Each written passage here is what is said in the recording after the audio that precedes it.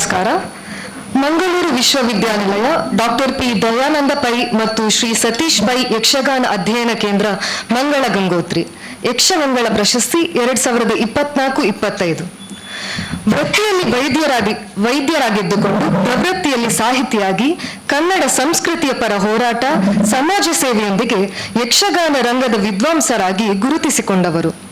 ಯಕ್ಷಗಾನ ಗುರು, ಪ್ರಸಂಗಕರ್ತ, ಸಾಹಿತಿಯಾಗಿದ್ದ ತಂದೆ ಕಿರಿಕ್ಕಾಡು ವಿಷ್ಣು ಮಾಸ್ತರ್ ಅವರಿಂದ ಬಾಲ್ಯದಲ್ಲೇ ಯಕ್ಷಗಾನದ ಪ್ರೇರಣೆಯನ್ನು ಪಡೆದು ಯಕ್ಷಗಾನದ ಅಧ್ಯಯನ, ಸಂಶೋಧನೆಯೊಂದಿಗೆ ಯಕ್ಷಗಾನದ ಅಗ್ರಮಾನ್ಯ ಅರ್ಥಧಾರಿಯಾಗಿ ದಶಕಗಳಿಂದ ಎಡನೀರು ಮೇಳದ ಕೂಟಗಳ ಅವಿಭಾಜ್ಯ ಅಂಗವಾಗಿರುವ ಹೊರರಾಜ್ಯದಲ್ಲೂ ತಾಳಮದ್ದಲೆಯ ಕೂಟಗಳನ್ನು ಏರ್ಪಡಿಸಿ ಈ ಕಲಾ ಪ್ರಕಾರಕ್ಕೆ ಅಕಾಡೆಮಿಕ್ ಸ್ಪರ್ಶದ ಛಾಪನ್ನು ಮೂಡಿಸಿ ಅರ್ಥಾಯನ, ಸಂವಾದ ಭೂಮಿಕೆ ಹಾಗೂ ತಾಳಮದ್ದಲೆ ಮೊದಲಾದ ಕೃತಿಗಳ ಮೂಲಕ ಅರ್ಥಗಾರಿಕೆಯ ಮತ್ತು ಅದರ ವೈಶಿಷ್ಟ್ಯತೆಯನ್ನು ನಾಡಿನುದ್ದಕ್ಕೂ ಪಸರಿಸಿದ ವಿದ್ವಾಂಸರಾಗಿ ಕವನ ಸಂಕಲನ, ಮಕ್ಕಳ ಕವನ ಸಂಕಲನ, ವೈದ್ಯಕೀಯ ಕವನ ಸಂಕಲನ, ಹನಿಗವನ ಸಂಕಲನ, ಪ್ರಬಂಧ ಸಂಕಲನಗಳು, ವಿಮರ್ಶೆ, ಮಹತ್ವದ ಸಂಪಾದಿತ ಕೃತಿಗಳ ಮೂಲಕ ಕ್ರಿಯಾಶೀಲತೆ ಮತ್ತು ಸೃಜನಶೀಲತೆಯ ಸಾಕ್ಷಿಯಾಗಿ ಗಡಿನಾಡು ಕಾಸರಗೋಡಿನ ಕನ್ನಡ ಭಾಷೆ ಸಂಸ್ಕೃತಿಯ ಸಂರಕ್ಷಣಕಾರರಾಗಿ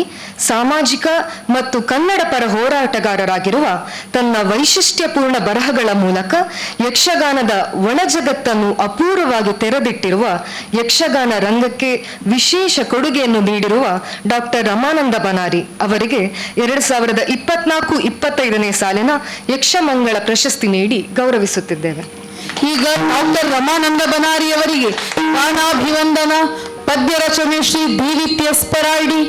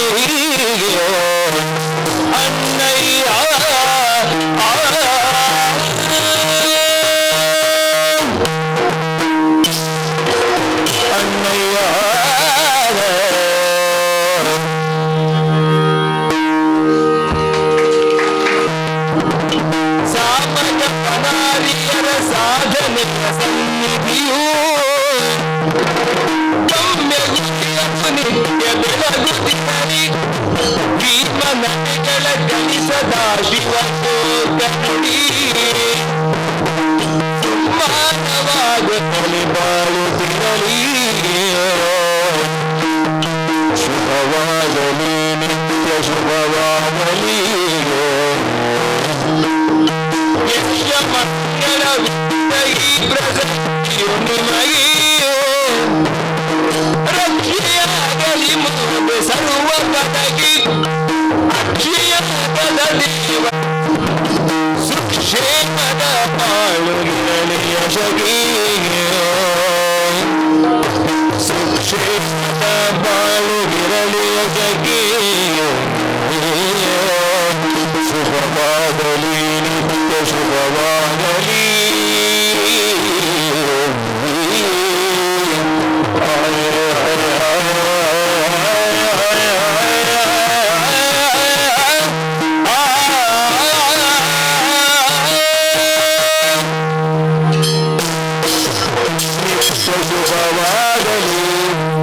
ಯಕ್ಷಮಂಗಳ ಪ್ರಶಸ್ತಿಯನ್ನು ಸ್ವೀಕರಿಸಿದ ಸರ್ವರಿಗೂ, ಯಕ್ಷಮಂಗಳ ಪ್ರಶಸ್ತಿಯನ್ನು ಪ್ರದಾನಿಸಿದ ಸರ್ವ ಗಣ್ಯರಿಗೂ, ಅದೇ ರೀತಿಯಲ್ಲಿ ಗಾನಾಭಿವಂದನಕ್ಕೆ ಪದ್ಯ ರಚನೆಯನ್ನು ಮಾಡಿದ ಶ್ರೀ DVPS ಪೆರಾಡಿಯವರಿಗೂ ಧನ್ಯವಾದಗಳನ್ನು ಸಲ್ಲಿಸುತ್ತಾ ಇದ್ದೇನೆ.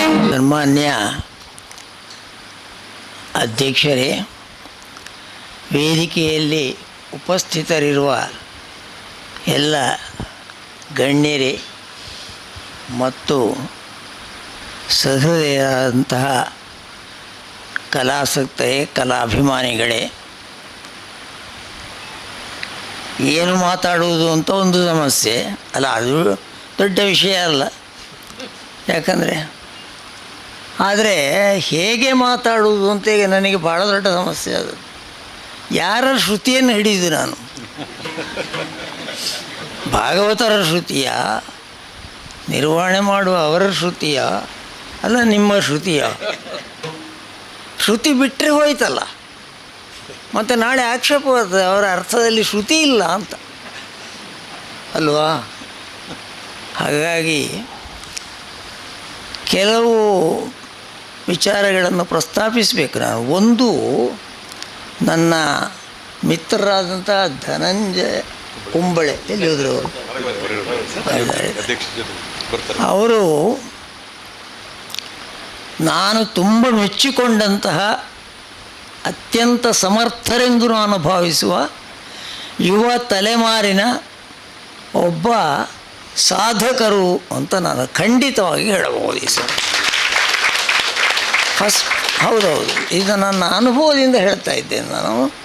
ಧನಂಜಯರು ತಮ್ಮ ಪ್ರಸ್ತಾಪನೆಯಲ್ಲಿ ಮತ್ತು ಸ್ವಾಗತದಲ್ಲಿ ಏನೆಲ್ಲ ಹೇಳಿದರು ಅದನ್ನೆಲ್ಲ ನಾನು ಅಕ್ಷರ ಅನುಮೋದಿಸ್ತೇನೆ. ಅಂದರೆ ತುಂಬ ಉಳಿತಾಯ ಆಗ್ತದೆ ಅಂತ. ಇಲ್ಲಿ ಒಬ್ಬೊಬ್ಬರ ವಿಷಯದಲ್ಲಿಯೂ ಅವರು ಹೇಳಿದ್ದಾರೆ. ಇದನ್ನು ಪ್ರಾಯೋಜಿಸಿದವರು ಪ್ರಪ್ರಥಮವಾಗಿ 1 ಕೋಟಿ ರೂಪಾಯಿಯಷ್ಟು ಧನವನ್ನು, ಸಂಪನ್ಮೂಲವನ್ನು ಒದಗಿಸಿ ಇದು ನಿರಂತರವಾಗಿ ನಡೆಯಬೇಕು ಎನ್ನುವಂಥ ಒಂದು ಸದುದ್ದೇಶದಿಂದ ಈ ಔದಾರ್ಯ ಇದೆಯಲ್ಲ, ಡಾಕ್ಟರ್ ದಯಾನಂದ ಪೈ ಮತ್ತು ಅವರ ಸಹೋದರರು ಅವರನ್ನು ಮೊದಲಾಗಿ ನಾನು ಅತ್ಯಂತ ಹೃತ್ಪೂರ್ವಕವಾಗಿ ಅಭಿನಂದಿಸ್ತೇನೆ. ಯಾಕಂದರೆ ಅವರೇ ಕಾರಣರಾಗಿ, ಪ್ರಾಯಶಃ ನಮ್ಮ ವಿಶ್ವವಿದ್ಯಾನಿಲಯವೂ ಅದಕ್ಕೆ ಕಾರಣವೇ, ಆದರೆ ಎಲ್ಲರೂ ಸೇರಿ ಇದನ್ನು ಈ ಮಟ್ಟಕ್ಕೆ ಎತ್ತರಿಸಿದ್ರಲ್ಲ. ಗ್ರೌಂಡ್ ಫ್ಲೋರಿಂದ ಈಗ ನಾನು ಯಾವುದು second floor, first floor sir ಇನ್ನಿಲ್ವಾ? ಇದಿದೆ. ಅಲ್ಲಿಗೆ ಹೋಯ್ತೀಗ ಇದು ಯಕ್ಷಗಾನ. ನಾನೇನು ಹೇಳೋದು ಅಂದರೆ, ನಮ್ಮ ಚಿನ್ನಪ್ಪ ಗೌಡರು ನನ್ನಲ್ಲಿ ಅಲ್ಲ ಸಭೆಯಲ್ಲಿ ಹೇಳಿದ್ದೆವು, ಜಾನಪದ ಎನ್ನುಂದರೆ ಅದಕ್ಕೊಂದು ತೂಕ ಕಡಿಮೆ ಅಂತ ನಮ್ಮಲ್ಲಿ ಕೆಲವರ ಅಭಿಪ್ರಾಯ. ಸರ್ವಥಾ ಸರಿಯಲ್ಲ ಅದು. ಎಲ್ಲವೂ ಜನಪದ ಮೂಲವೇ, ಭಾವಿಸಿದ ಜನಪದಂ ಅಲ್ವಾ? ಹೌದು. ಜನಪದವನ್ನು ಬಿಟ್ಟರೆ ನಮ್ಮ ಸಮಾಜಕ್ಕೆ ಅಸ್ತಿತ್ವವೇ ಇಲ್ಲ, ಯಾವ ಕ್ಷೇತ್ರ ಆದರೂ ಸರಿ. ಹಾಗಾಗಿ ಜನಪದವನ್ನು ನಿರ್ಲಕ್ಷಿಸುವ ಹಾಗಿಲ್ಲ. ಜಾನಪದ ಎನ್ನುವುದು ಅತ್ಯಂತ ದೊಡ್ಡ ಸಂಪತ್ತು. ಯಕ್ಷಗಾನ ಜಾನಪದ ಭೂಯಿಷ್ಠವಾದಂತಹ ಕಲೆ ಎಲ್ಲರೂ ಒಪ್ಪಿದಂಥ ಮಾತು. ಆದರೆ ಇವತ್ತು ಶಾಸ್ತ್ರೀಯವಾದಂಥ ಸ್ಥಾನಮಾನಗಳು ಬಂದಿವೆ. ಹಾಗಾಗಿ ಸಾಮಾಜಿಕವಾಗಿ ಜಾನಪದೀಯ ಎಂಬ ಆ ಒಂದು ಮಟ್ಟದಲ್ಲಿ, ಅದೇ ಪುನಃ ನಾನು ಹೇಳಬೇಕು, ಜಾನಪದ ಅಂತಂದರೆ ನಮಗೆ ಬೇಸರ ಇಲ್ಲ, ಯಾರಿಗೂ ಬೇಸರ ಇಲ್ಲ, ಯಾಕಂದರೆ ಅದು ನಿಜ. ಆದರೆ ಜಾನಪದ ನೋಡಿ ಅದು ಆಗುವುದಿಲ್ಲ ನನಗೆ. ಒಂದು ರೀತಿಯ ತಿರಸ್ಕಾರದ ಮನೋಭಾವ ನಮ್ಮಿಂದಲೇ ಹಿಂದಿನ ತಲೆಮಾರಿನವರು ಬರೆದ ಕೆಲವು ಆತ್ಮವೃತ್ತಾಂತವನ್ನು ತಾವು ಗಮನಿಸ್ಬೋದು. ಆ ಕಾಲಕ್ಕೆ ಅಂದರೆ ಕಳೆದ ಶತಮಾನದ ಆ ಕಾಲಕ್ಕೆ ಸಾಮಗ್ರ ತಂದೆಯವರು ಅಥವಾ ನನ್ನ ತಂದೆಯವರು, ಶ್ರೇಣಿಯವರು ಕೂಡ ಇಂಥವರೆಲ್ಲ ಯಕ್ಷಗಾನದಲ್ಲಿ ಪೂರ್ಣಾಸಕ್ತರಾಗಿ ತೊಡಗಿಕೊಂಡ ಆ ಕಾಲಕ್ಕೆ ಒಂದು ಮೇಲ್ವರ್ಗದ ಜನ ಇವರನ್ನು ಸ್ವಲ್ಪ ಅಡ್ಡಪಂಕ್ತಿಯವರು ಅಂತ ಭಾವಿಸುವುದಿತ್ತು. ಇದು ವಾಸ್ತವ. ಅಸ್ಪೃಶ್ಯರು ಅಂತಲ್ಲ, ಹೊರಗೆ ಕೊಂಡಾಡುತ್ತಾ ಇದ್ದರು, ಆದರೆ ಒಳಗಿಂದೊಳಗೆ ತದ್ದು ಮಾರಾಯರೆ ಎಲ್ಲ ಪ್ರಯೋಜನ ಇಲ್ಲ, ಅದು ಈ ಭಾವ ಇತ್ತು. ಆದರೆ ಇವತ್ತು ಇದು ವಿಶ್ವಮಾನ್ಯ ಕಲೆಯಾಗಿ ಬೆಳೆದಿದೆ, ಜಾಗತಿಕವಾದಂಥ ಮಟ್ಟದಲ್ಲಿ ಗುರುತಿಸುವಿಕೆಯನ್ನು ಕಂಡಿದೆ. ಹಾಗಾಗಿ ಈ ಬಗ್ಗೆ ನಾವೆಲ್ಲ ಹೆಮ್ಮೆ ಪಡಬೇಕು. ಮತ್ತೊಂದು ವಿಚಾರ ನಾವು ಗಮನಿಸಬೇಕಾದದ್ದು, ಈ ಕಲೆಯಲ್ಲಿರುವಂತಹ ಅಪಾರವಾದ ಸಾಧ್ಯತೆಗಳು. ಈಗ ಚತುರ್ವಿಧ ವಿನಯ ಅಂತ ಹೇಳಿದಿರಲ್ಲ, ಆಹಾರ್ಯ, ಸಾತ್ವಿಕ, ವಾಚಿಕ, ಆಂಗಿಕ ಈ ಚತುರ್ವಿಧ ಅಭಿನಯಗಳು. ಆಮೇಲೆ ಒಂದು ಪಂಚಾಂಗ ಬಿಟ್ಟರೆ ಆಗುವುದೇ ಇಲ್ಲ. ಜ್ಯೋತಿಷ್ಯರ ಪಂಚಾಂಗ ಅಲ್ಲ ಇದು, ಯಕ್ಷಗಾನಕ್ಕೆ ಒಂದು ಪಂಚಾಂಗ ಉಂಟು, ಅದು ತಮಗೆಲ್ಲ ಗೊತ್ತುಂಟು, ನಾನು ಮಾತಾಡೋದಿಲ್ಲ. ಈ ನೆಲೆಯಲ್ಲಿ ಜಾನಪದೀಯವಾದಂತಹ ಅಂಶಗಳನ್ನು ಒಳಗೊಂಡು ಕೂಡ ಶಾಸ್ತ್ರೀಯವಾದ ಅನೇಕ ಅಂಶಗಳು ಈ ಕಲೆಯಲ್ಲಿ ಇವೆ ಅನ್ನುವುದನ್ನು ವಿದ್ವಾಂಸರು ತೋರಿಸಿದ್ದಾರೆ. ಇದು ಒಂದು. ಇನ್ನೊಂದು, ಯಕ್ಷಗಾನದ ಮೂಲಕ ನಾವು ಕಾಣಿಸಬಹುದಾದಂಥ, ಅಂದರೆ ನಾನು ಅದನ್ನೇ ಹೇಳಿದ್ದು, ಅಪಾರವಾದಂತಹ ಸಾಧ್ಯತೆಗಳಿರುವ ಒಂದು ಕಲೆ ಇದು. ಯಾಕಂದರೆ ಸಮಷ್ಟಿ ಕಲೆ, ಬೇರೆ ಬೇರೆ ಕಲೆಗಳು ಸೇರಿ ನಿರ್ಮಾಣವಾಗುವಂಥ ಒಂದು ಸಂಯುಕ್ತ ಕಲೆ. ಈ ಕಲೆಯ ಮೂಲಕ ಅಪಾರವಾದಂತಹ ಸಾಧ್ಯತೆಗಳನ್ನು ಬಗೆಯುವುದಕ್ಕೆ ಸಾಧ್ಯ ಇದೆ. ಆದರೆ ಇದರಲ್ಲಿ ಒಂದು ಅಪಾಯ ಕೂಡ ಉಂಟು. ಈ ಸಾಧ್ಯತೆಗಳು ಇದು ದುರುಪಯೋಗವೂ ಆಗ್ಬೋದು.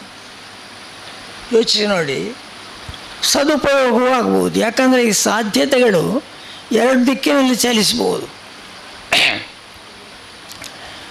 ಆದರೆ ಅದು ಸರಿಯಾದ ದಿಕ್ಕಿನಲ್ಲಿ ಸದುಪಯೋಗವಾಗುವಂತೆ ಅದನ್ನು ಕಾಪಾಡಿಕೊಂಡು ಬರಬೇಕಾದಂತಹ ಬಾಧ್ಯತೆ ಇರುವುದು ಕಲಾವಿದರಿಗೆ ಮತ್ತು ನಮಗೆಲ್ಲ. ಒಂದು ಮಾತು ಮುಗಿಸುವುದಕ್ಕೆ ಮೊದಲು ನಾನು ಹೇಳಲೇಬೇಕು. ಮಾನ್ಯ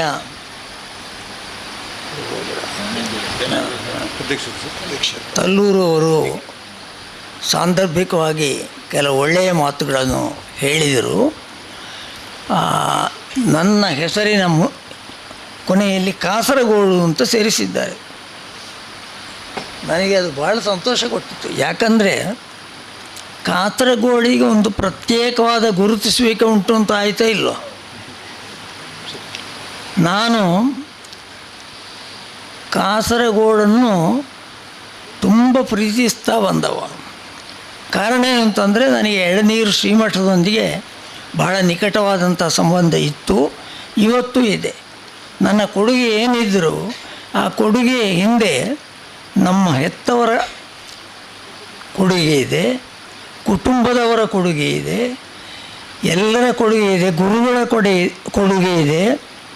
ಶ್ರೀ ಶ್ರೀ ಕೇಶವಾನಂದ ಭಾರತೀ ಸ್ವಾಮಿಗಳು ನಿಮಗೆಲ್ಲ ಗೊತ್ತಿದೆ, ಜಾಗತಿಕ ಮಟ್ಟದಲ್ಲಿ ಆಧ್ಯಾತ್ಮಿಕವಾದ ಎತ್ತರವನ್ನು ಯಕ್ಷಗಾನಕ್ಕೆ ಕೊಟ್ಟವರು.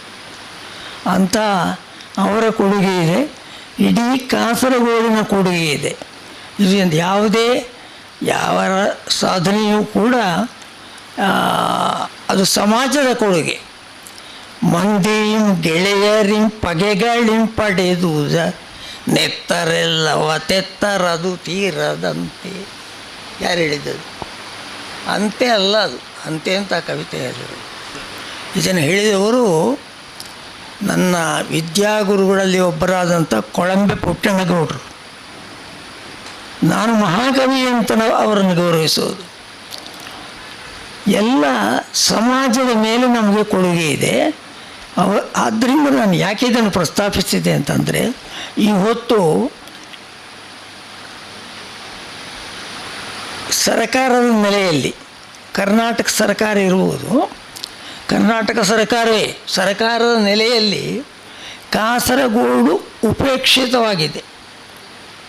ಒಂದು ಅಪೆಂಡಿಕ್ಸಿಗೆ ನಾವು ಯಾವಾಗ ಅಪೆಂಡಿಸೈಟಿಸ್ ಆಗ್ತದೆ ಅಂತ ಹೇಳಲಿಕ್ಕೆ ಆಗುತ್ತೆ. ಹೌದು, ಮತ್ತು ಸರ್ಜರಿ ಆಗಿ ಎಲ್ಲ ಉಂಟು. ಅಂದರೆ ಯಾರು ಅಷ್ಟಾಗಿ ಗಣಿಸದಂತಹ ಒಂದು ಪ್ರದೇಶ ಆಗಿದೆ. ಎಲ್ಲ ಅಕಾಡೆಮಿಗಳಲ್ಲಿಯೂ ನಮಗೆ ಪ್ರಾತಿನಿಧ್ಯ ಇತ್ತು ಒಮ್ಮೆ, ಈಗ ಇಲ್ಲ. ಈಗ ಯಕ್ಷಗಾನ ಅಕಾಡೆಮಿಯಲ್ಲಿ ಮಾತ್ರ ಬಹಳ ಕಷ್ಟದಲ್ಲಿ ಒಂದು ಪ್ರಾತಿನಿಧ್ಯ ಉಂಟು. ಹಾಗಾಗಿ ತಾವೆಲ್ಲ ದಯಮಾಡಿ ಗಮನಿಸಬೇಕು. ಕಾಸರಗೋಡಿನ, ಯಾಕಂದರೆ ಕೇರಳ ಸರ್ಕಾರ ಭಾಳ ಉತ್ಸಾಹದಿಂದ ನಮ್ಮನ್ನು ಗೌರವಿಸ್ತಾರೆ, ಅದು ಬೇರೆ ವಿಷಯ. ಹೌದು, ರಾಜ್ಯೋತ್ಸವ ಪ್ರಶಸ್ತಿ ಕೇರಳ ಸರ್ಕಾರ ಕೊಡುವುದು, ಈಗ ಕರ್ನಾಟಕ ಸರ್ಕಾರದವರು ಕೊಡೋದಿಲ್ಲ. ಯಾಕೆ ಅಂತ ಗೊತ್ತಿಲ್ಲ. ಅಂದರೆ ಕೇರಳ ಸರ್ಕಾರದವರು ನಮ್ಮನ್ನು ಬರಮಾಡಿಕೊಳ್ಳಲಿಕ್ಕೆ ಸಿದ್ಧರಿದ್ದಾರೆ. ಕರ್ನಾಟಕ ಸರ್ಕಾರದವರಿಗೆ ಅಂತಹ ಉತ್ಸಾಹ ಇಲ್ಲ. ಹಾಗಾಗಿ ಕಾಸರಗೋಡನ್ನು ದಯಮಾಡಿ ಗುರುತಿಸಿ ಗೌರವಿಸಿ ಅದರ ಪ್ರತ್ಯೇಕತೆ ಉಳಿಯುವ ಹಾಗೆ. ತುಂಬ ಮಾತಾಡಬೇಕಾದ ವಿಷಯ ಅದು, ಅದನ್ನು ಮಾತಾಡುವುದಿಲ್ಲ ನಾನು. ಸಾಂದರ್ಭಿಕವಾಗಿ ಇಂಥ ಒಂದು ಯಕ್ಷ ಮಂಗಳ ಪ್ರಶಸ್ತಿಗೆ ನನ್ನನ್ನು ಆಯ್ಕೆ ಮಾಡಿದ ಸಮಿತಿಯವರಿಗೆ, ನಮ್ಮ ನಿರ್ದೇಶಕರಿಗೆ, ಕುಲ ಸಚಿವರಿಗೆ, ಕುಲಪತಿಗಳಿಗೆ ಬಹಳ ನನ್ನ ಹೃತ್ಪೂರ್ವಕವಾದಂತಹ ಧನ್ಯವಾದಗಳನ್ನು ಸಲ್ಲಿಸ್ತಾ, ನಿರೀಕ್ಷೆಗೆ ಮೀರಿದ ಒಂದು ಶ್ರೋತೃವೃಂದವನ್ನು ನೋಡುವ ಸೌಭಾಗ್ಯ ಬಂತು. ಆಮೇಲೆ ಯಕ್ಷಗಾನೀಯವಾದ ಶೈಲಿ, ಸೊಗಡು ಯಕ್ಷಗಾನದ್ದು, ಅಕಾಡೆಮಿಕ್ ಶಿಸ್ತು ಶಾಸ್ತ್ರ, ಈ ಎರಡರ ಒಂದು ಸಾಮರಸ್ಯ ಭಾಳ ಚೆನ್ನಾಗಿ ನಡೆಯಿತು. ಕಷ್ಟ ಉಂಟದು, ಯಾಕಂದರೆ ನಾನು ಹೇಳಿದೆ ಅಲ್ಲ ಪ್ರಾರಂಭದಲ್ಲಿ. ಹಾಗಾಗಿ ನಮ್ಮ ಶ್ರೋತೃವೃಂದದಲ್ಲಿಯೂ ಹಾಗೆ ನನಗೆ ತುಂಬ ಪ್ರೀತಿಪಾತ್ರರಾದಂಥ ಅನೇಕರಿದ್ದಾರೆ. ಸದಾಶಿವರಿದ್ದಾರೆ ನೋಡಿ, ಯಕ್ಷಗಾನದಲ್ಲಿ ನಿರಂತರ ದುಡಿಯುವವರು. ಅಲ್ಲೇ ಇದ್ದಾರೆ ಪಾದೇಕಲ್ಲು. ಪಾದೇಕಲ್ಲಿನಿಂದಲೂ ಹೊರತೆ ಬರುವುದು, ಜ್ಞಾನದ ಹೊರತೆ ಅದು ಹುಟ್ಟುವುದು. ಇದರಲ್ಲಿ ಏನೂ ಉತ್ಪ್ರೇಕ್ಷೆ ಇಲ್ಲ. ಇವತ್ತು ಯಕ್ಷಗಾನದ ಬಗ್ಗೆ ನಿರ್ದಿಷ್ಟವಾದಂತಹ ಅಭಿಪ್ರಾಯಗಳನ್ನು ಮಂಡಿಸಬಲ್ಲ ಅಕಾಡೆಮಿ ಅಧ್ಯಕ್ಷರ ಬಗ್ಗೆ ನಾನು ಪ್ರಸ್ತಾಪಿಸಬೇಕು. ಆಗ ಹೇಳಿದೆ, ಈಗ ಮತ್ತೊಮ್ಮೆ ಹೇಳ್ತೇನೆ, ತಾವು ತುಂಬ ಒಳ್ಳೆಯ ರೀತಿಯಲ್ಲಿ ಅಕಾಡೆಮಿಯನ್ನು ನಡೆಸ್ತಾ ಇದ್ದೀರಿ, ಕಾಸರಗೋಡಿಗೂ ಪ್ರಾತಿನಿಧ್ಯವನ್ನು ಕೊಟ್ಟಿದ್ದೀರಿ. ಇನ್ನೂ ಕಾಸರಗೋಡಿನ ಸ್ಥಾನಮಾನಗಳಿಗೆ ಯೋಗ್ಯವಾದಂಥ ಗೌರವ ತಮ್ಮ ಮೂಲಕ ಬರಲಿ. ನಮ್ಮ ಮಿತ್ರರಾದಂಥ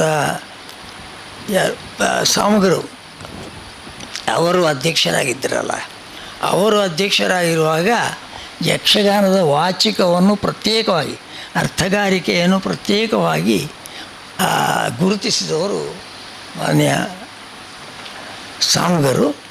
ಈ ರೀತಿ ಒಳ್ಳೆಯ ಒಂದು ಪರಂಪರೆ ಈ ಯಕ್ಷಗಾನದಲ್ಲಿ ಬೆಳೆದು ಬರಲಿ. ಯಾರೆಲ್ಲ ಇಷ್ಟು ಆಸಕ್ತಿಯಿಂದ ನನಗೆ ಗೊತ್ತುಂಟು ನನ್ನ ಮಾತಷ್ಟು ಒಳ್ಳೆಯದಾಗಲಿಲ್ಲ ಅಂತ. ಹೌದು, ಅಂದರೆ ಅದಕ್ಕೆ ಬೇರೆ ಬೇರೆ ಕಾರಣ ಉಂಟು. ಅವರಿಗೆಲ್ಲ ನಾನು ಪ್ರತ್ಯೇಕವಾದಂಥ ವಂದನೆಗಳನ್ನು ಹೇಳಿ, ಇನ್ನೂ ಯುವ ಜನಾಂಗ ಇದ್ದಾರೆ, ಎಲ್ಲರೂ ಇದನ್ನು ಮುಂದುವರಿಸಬೇಕು, ಯಕ್ಷಗಾನ ಮುಂದೆ ಬರಲಿ ಎಂಬ ಒಂದು ಆಶಯವನ್ನು ವ್ಯಕ್ತಗೊಳಿಸುತ್ತಾ ಎಲ್ಲರಿಗೂ ಮತ್ತೊಮ್ಮೆ ನಮಸ್ಕಾರವನ್ನು ಹೇಳ್ತಾ ಇದ್ದೇನೆ. ನಮಸ್ಕಾರ.